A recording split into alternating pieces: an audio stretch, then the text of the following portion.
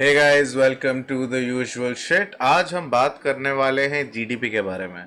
Of course आप लोगों ने अभी तक ये तो सुन ही लिया होगा कि GDP has fallen bye a record number of -23.9 this quarter. But हम लोग आज इस एपिसोड में बात करने वाले हैं कि एक स्टार्टअप को क्या implications हैं by the GDP, and which are the companies or which are the industries which are worst affected, and which industries should you focus on if you really want to make a mark during these times which might, I mean, we are any which ways heading towards the recession.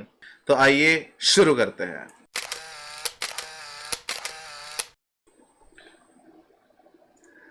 दोस्तों, एक दो दिन पहले जब ये news आई तो there were a lot of other news which was being circulated by both the main stream media and on the digital mediums that the numbers are much worse for US and हमारी country सबसे ज़्यादा affected नहीं है।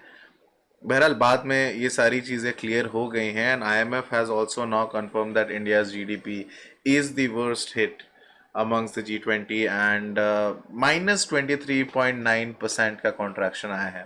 And a lot of people might be thinking कि चलो पूरी की पूरी दुनिया में सारी countries have been worst hit, but मेरे हिसाब से what is happening in the other countries should not really affect us.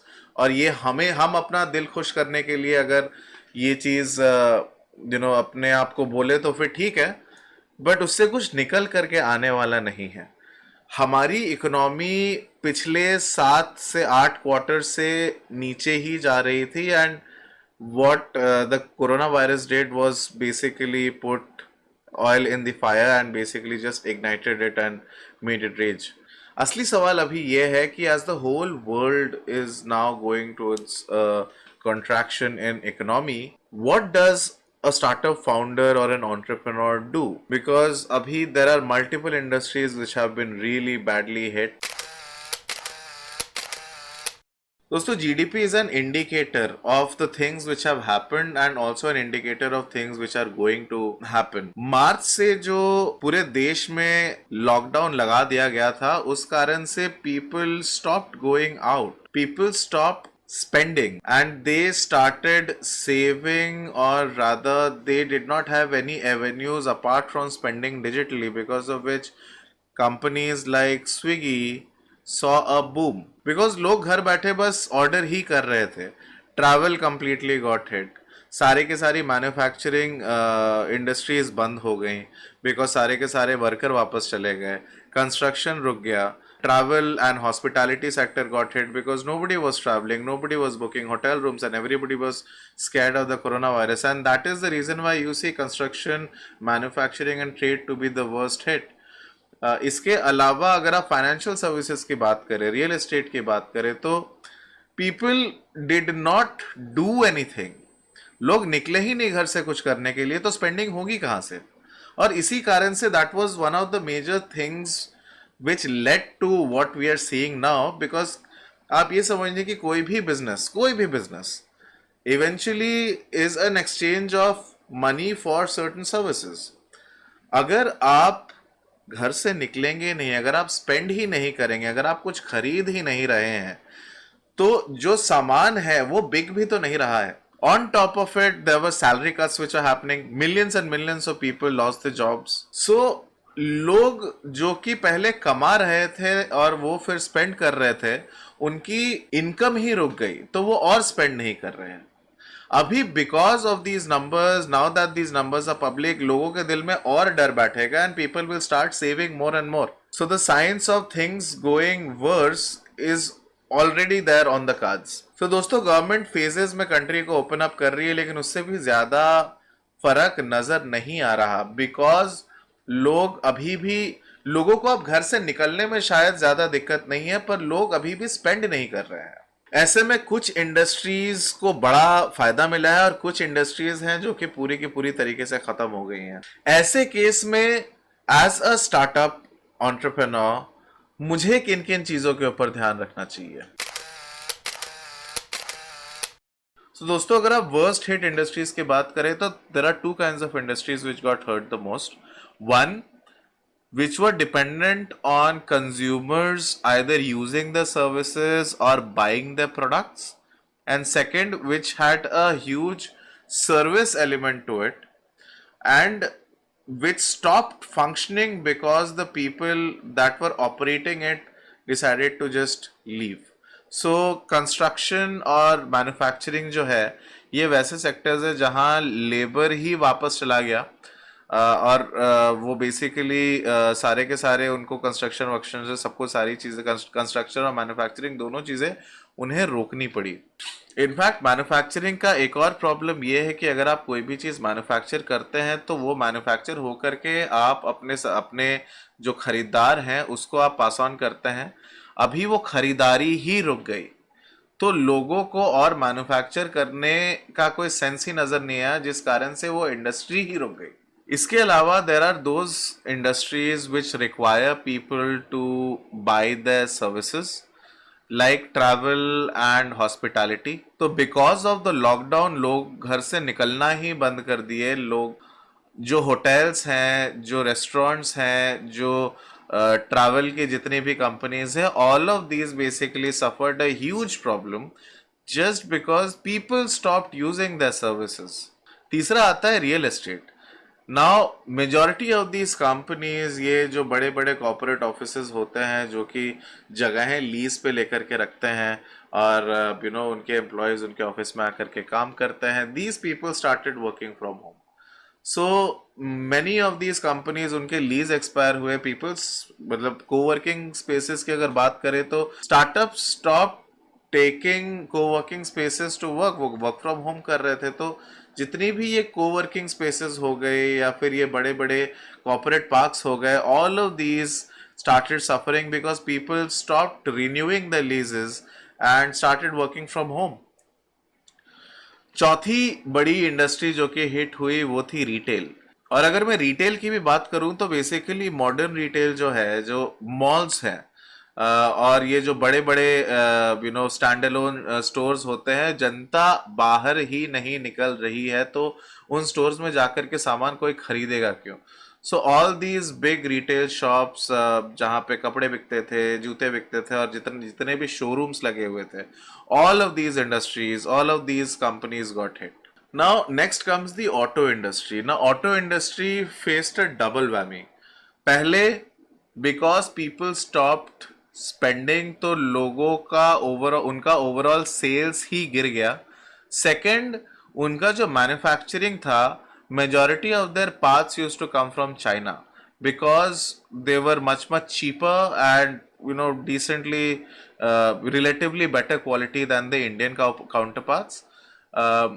और हुआ ये because of the whole China and India conflict, they are facing a problem of importing these parts from China. तो इससे क्या होता है कि अगर वो किसी इंडियन कंपनी की तरफ शिफ्ट करते हैं तो इनके ओवरऑल कॉस्टिंग के ऊपर बहुत ज़्यादा फर्क पड़ेगा and their overall cost might actually go up.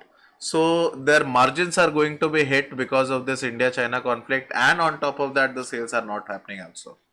Now, अगली इंडस्ट्री है consumer goods industry. Basically FMCG ले लीजिए आप या फिर so next industry that we're going to talk about is FMCG or rather fast moving consumer goods. इसमें ज़्यादातर material जो है, ये जो खाने पीने की चीज़ें हैं वो तो मेरे ख्याल से ज़्यादा ही यूज़ हुई हैं because people have now started hoarding stuff और ज़्यादातर चीज़ें लोग घर पे ही बना करके खा रहे हैं. तो FMCG इंडस्ट्री में ज़्यादा कोई फर्क नहीं पड़ा है. अगर आप एक स्टार्टअप फाउंडर हैं and if you are looking at starting an FMCG company right now, I think having a health angle to it will actually help you because ज़्यादातर लोग अभी healthy choices की तरफ shift कर रहे हैं.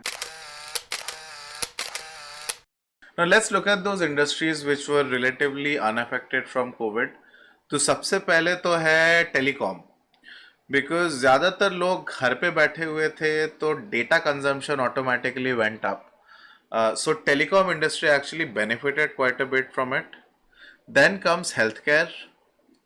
So because everybody was so paranoid about their own health during COVID. Mask और sanitisers की डिमांड तो ऑटोमेटिकली ऊपर गई ही, साथ में मल्टीवाइटामिन्स और जितने भी इम्यूनिटी बूस्टर मेडिसिन होते हैं उन सब की डिमांड भी ऊपर गई.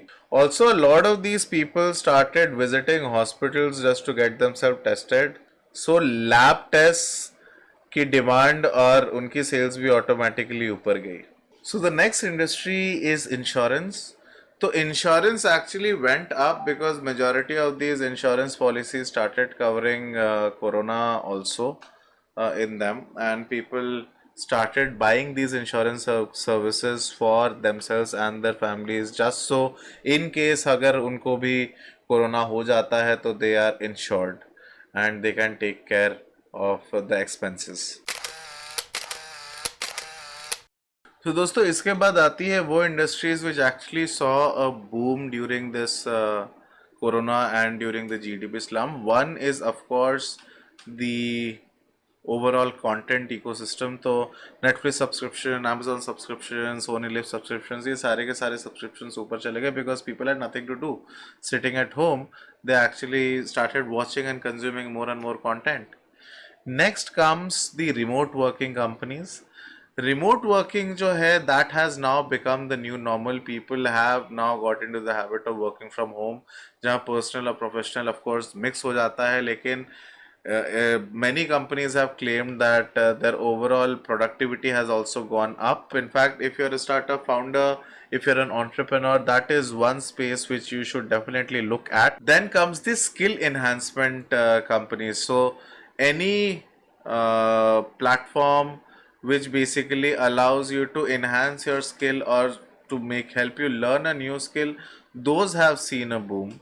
And that is primarily because majority of these people who have lost their jobs, they are looking for newer skills to adapt so that they can get a better opportunity. And also people who are already in jobs, they are trying to learn more so that अगर उनको आगे कभी ज़रूरत पड़े तो फिर these things actually help them in getting a better opportunity as well. इसके बाद आती है जितनी भी SaaS companies है, rather edtech platforms. So edtech platforms have seen a huge resurgence especially during the time of the corona. Unacademy became a unicorn during the pandemic, purely because majority of the students who were studying, they had to shift to online classes, and that trend has turned out to be something which has given a boost to the overall edtech ecosystem. So everybody is now trying to get into that game. And then fourth is basically SaaS. So providing automated solutions to companies who are facing a problem because of shortfall in terms of their employee count, and trying to figure out digital solutions so that people can interface in a much better fashion.